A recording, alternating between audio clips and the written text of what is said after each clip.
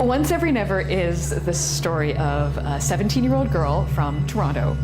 She's on vacation in Britain, and while she's there, she discovers quite accidentally that she has a very special power. She has the ability to travel back through time.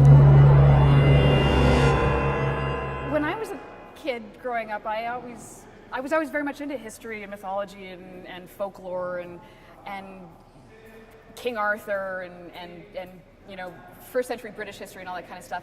I was really interested in it. So I don't think it ever occurred to me at any point in my youth that it was uncool or that it was uninteresting. And because that's the kind of stuff that has stuck with me, it never even occurred to me that it wasn't something that I should be writing about or that kids wouldn't be interested in, because I was always fascinated by it. And so I thought if it was cool for me, I could make it cool for them.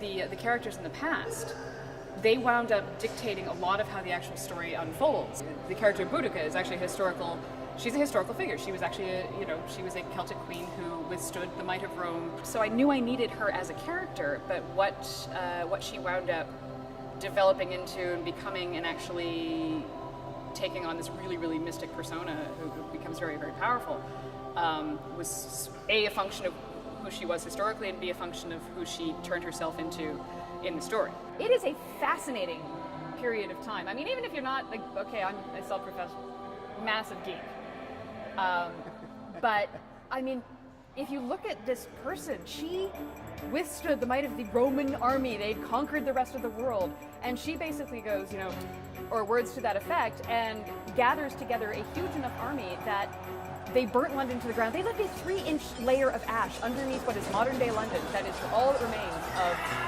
Boudica's rampage. And that is extraordinary.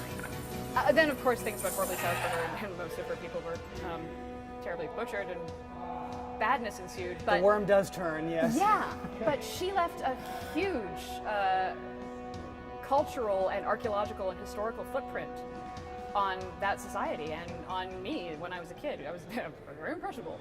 And I thought she was just such a fantastic character to write about.